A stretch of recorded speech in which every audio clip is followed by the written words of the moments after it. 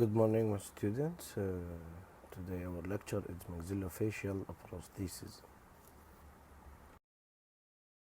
Definitions: maxillofacial prosthetics, the branch of the prosthodontic concerned with the restoration or replacement of the stomatognathing and craniofacial structure with a prosthesis that may or may not be removed on a regular or elective basis.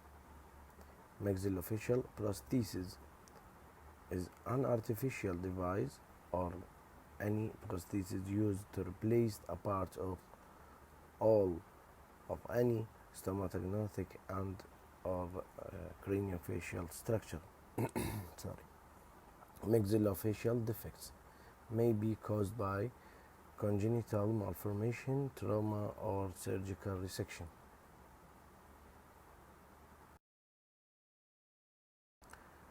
Indications of maxillofacial prosthesis: when plastic surgery is contraindicated, when recurrence of malignancy is expected, when radiotherapy is being instituted, radium appliance and radium protector shield can be used.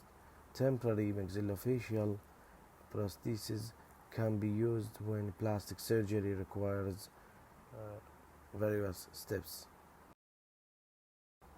Objectives of maxillofacial prosthesis: improve or restore the aesthetic or cosmetic appearance of the patient, which is of prime importance of everybody.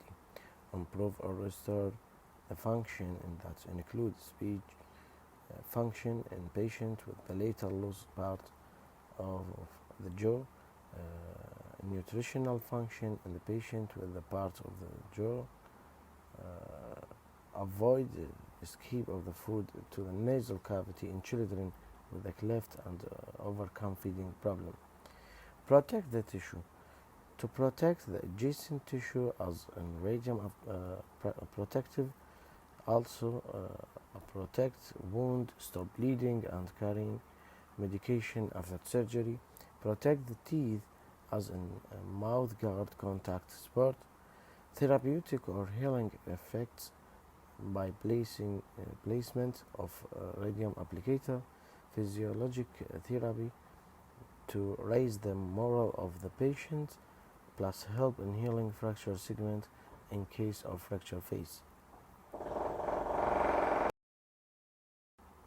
Maxillofacial classification: extraoral appliances, nasal prosthesis, auricular prosthesis, orbital prosthesis, radiation carrier, cranial prosthesis, carrier stent. Intraoral appliances: obturator, feeding prosthesis, mandibular prosthesis, speech and palatal lift prosthesis. Radiation carrier: it's used to localize the radiation in case need post-operative radiation and protect the surrounding structure.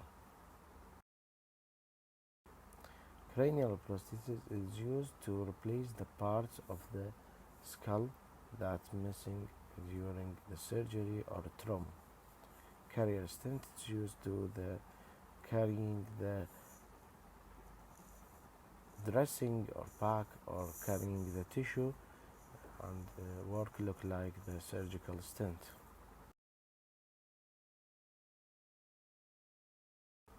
Obturator. Function of obturator: feeding purpose, maintain the wound or defect area clean and hold dressing or back post-surgical in maxillary resection, enhance the healing of the traumatic or post-surgical defects, helps to reshape or reconstruct the palatal contour and or soft tissue of the soft palate, improve speech.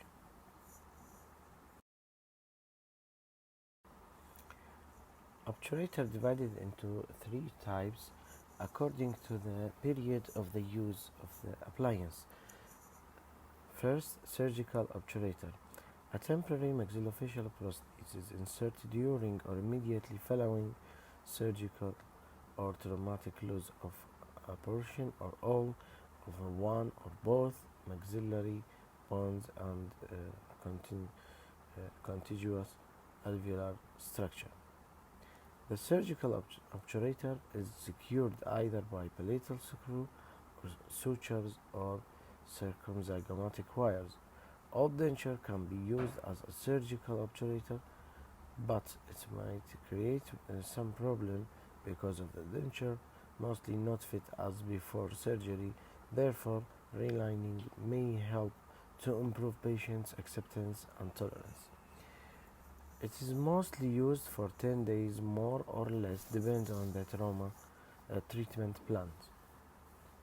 Advantage of surgical obturator: provide a matrix on which the surgical packing can be placed, reduce oral contamination of the wound and the incidence of local infection, enable the patient to speak more effectively by reproducing normal palatal contour and by covering the defect, permits dilatation as the nasogastric tube may be removed at an earlier date, lessens the physiological impacts of the surgery by making the post-operative course easier to tolerate, reduce period of hospitalization. Second type, interim obturator. The temporary obturator is constructed from post-surgical impression cast, which has a false palate and false ridge and generally no teeth. Every step of prosthesis construction must maximize prosthesis adaptation to enhance retention and stability to ensure optimal function, aesthetic occlusion, and correct jaw relation. The closed pulp extending into the defect area is hollow. The patient is usually seen every 2 weeks because of the rapid soft tissue change that occur within the defect during organization and healing of the wound. Correction of tissue prosthesis relation can be made by relining. The temporary obturator will need to function comfortably for as long as 6 months. The timing depending on the size of the defect, the progress of the healing, the presence or absence of teeth. Third type of obturator is the definitive obturator, a maxillofacial prosthesis that replaces part of all of the maxilla and associated teeth lost due to surgery or trauma. It's made when it is deemed that further tissue change or recurrence of the tumor are unlikely and more permanent prosthetic rehabilitation can be achieved. It is intended for long-term use. Reasons for constructing a new definitive obturator: the periodic additions of interim lining material increase the bulk and weight of the obturator, and it is temporary material, and this temporary material may become rough and unhygienic. If the anterior teeth are included in the resection, the addition of anterior denture teeth to the obturator can be of great psychological benefit to the patient. If retention and stability are inadequate, occlusal contact on the defect side may result in improvement of this aspect. Armani's classification for partial edentulous maxillectomy dental arch. Class 1, it's a midline resection. This is midline resection, including the anterior and posterior teeth, but hemimaxillectomy. Class 2, unilateral resection, is just the premolar and molar area. Class 3, central resection, it's in the palatal part, and no teeth included in this resection.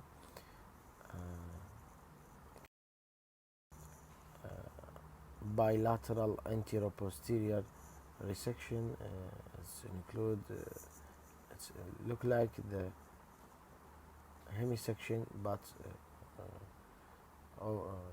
the resection cross the midline and include the anterior area. Class 5, posterior resection, the bilateral posterior resection crossing the midline, and anterior resection, it's the bilateral anterior crossing the midline.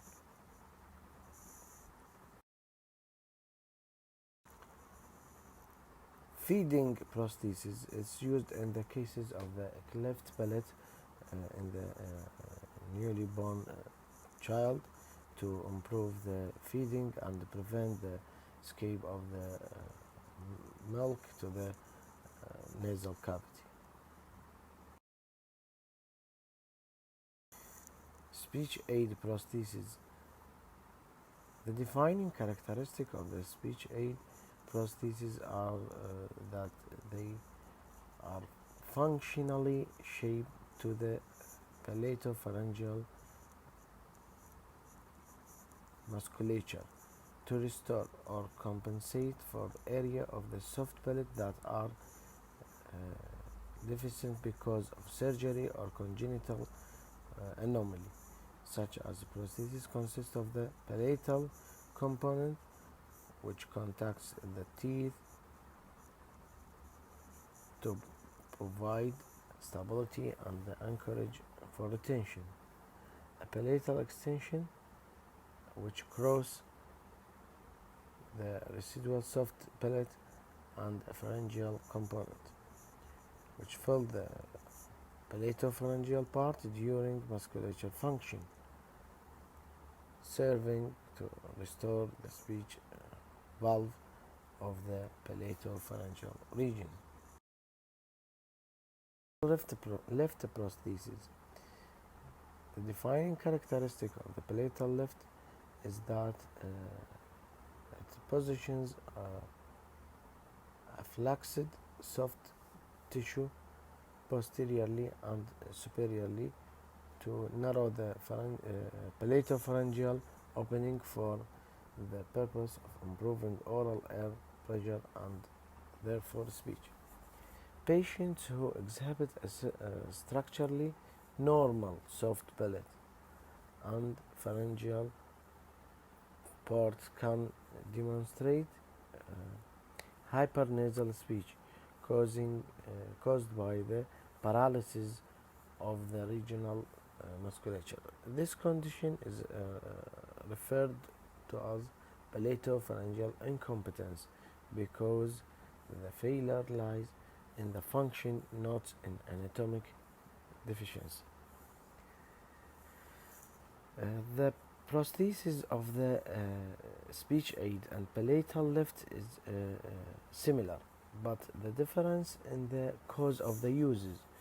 The cause of the uses of the speech aids, it's the missing part of the soft tissue, while in the palatal lift there is no any anatomical structure that missed, but there is a functional missing due to the paralysis of the muscles.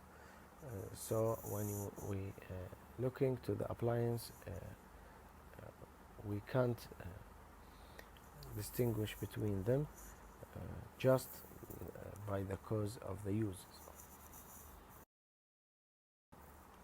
Mandibular resection prosthesis. Resection prostheses are those prostheses provided to patients who have acquired mandibular defect that result in the loss of the two teeth and significant parts of the mandible. Mandibular resection results in the defects that may preserve mandibular continuity or may result in the discontinuity continuity defect.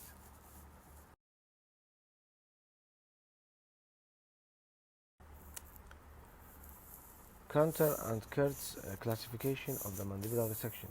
Type 1 resection.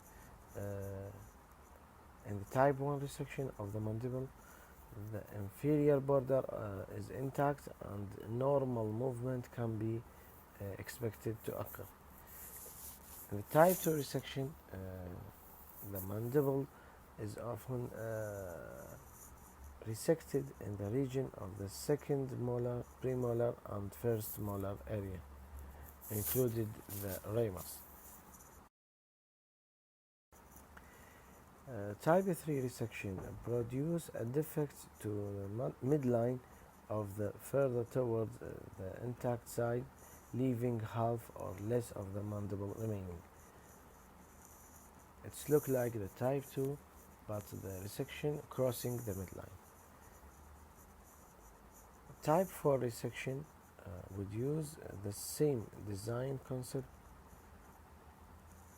as type 2 or type 3 resection with the corresponding edentulous area.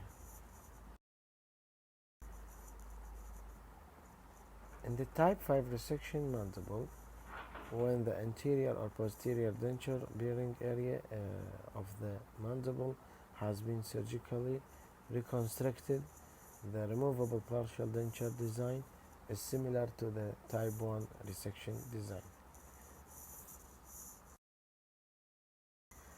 Retentive aids in the maxillofacial prosthodontics. The dentist in general and the prosthodontist in particular has a major role in the maxillofacial prosthetics because of this knowledge of anatomy, physiology, and pathology, as well as his skills and experience in using material that are compatible with the patient's remaining tissue. The retentive aids divided into three types. Number one, anatomic retention, intraoral retention. They include the use of both hard and soft tissue, teeth and mucosal and bony tissue. Anatomic undercuts area are a welcome feature in the post-surgical case. They may be found in the palatal area, cheek, retromolar, labial, septal, posterior nasal, pharyngeal, or anterior nasal spine area. Additional aids to anatomic retention include proper occlusion, proper pose downing, and surface adhesion. Extraoral retention.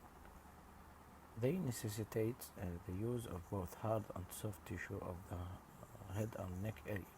Examples would be any bony wall of defects with which part of the prosthetic device will come in contact, or a cartilaginous remnant of the ear. Soft tissue proved to be more troublesome because of their flexibility, mobility, lack of bony nasal support, lower resistance to the displacement when a force is applied. Deficiencies as a base for firmly securing the surgical adhesive during cementation.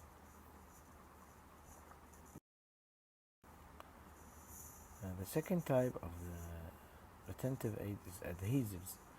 It's like glue to attachment of the prosthetic part, especially extraoral. The selection of the suitable adhesive involves considerations of the prosthetic material used in the construction of the prosthesis. Several factors should be considered when the selecting and unadhesive system for facial prosthesis. The strength of the adhesive bond to skin and to the facial prosthetic material, biocompatibility of the adhesive, design and material of the prosthesis, composition of the adhesive, type and quality of the patient's skin, uh, convenience of handling and removing the adhesive. Various types of skin tissue adhesive for facial prosthesis are acrylic resin, latex, silicone, pressure-sensitive tape, spirit gum, water-based adhesive. Advantage: ease of application and manipulation, readily available, no need to undergo further surgical procedure, less expensive as compared to implants. Disadvantage: it may tear at the margins, routine removal may damage external pigmentation, patients with poor dexterity or coordination may have difficulty in applying. Some patients may develop allergic or irritative response to adhesives.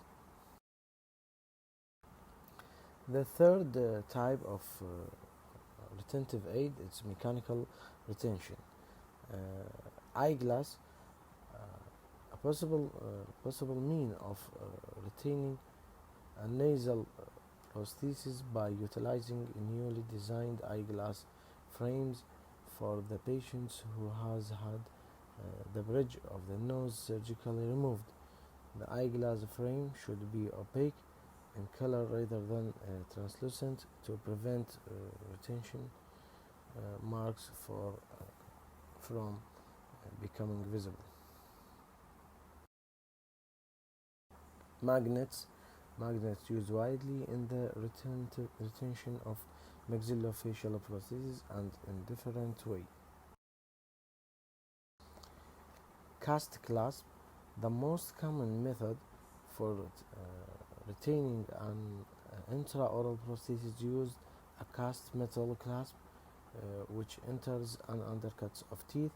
The properly designed and fabricated clasp will provide stability, splitting, bilateral bracing, and reciprocation, as well as retention. Acrylic buttons and retentive clips. Acrylic buttons retain facial prostheses usually have an acrylic substructure that fits into the defects and one or more mushroom-shaped acrylic projection, which are known as buttons, attached to the substructure. The final prosthesis is fabricated so that it will snap over the mushroom buttons for retention. Retentive clips are metallic or plastic clips that snap over the bar, used as a superstructure connected to the implants. Retentive clips have more retentive ability in terms of breakaway retentive force than magnets.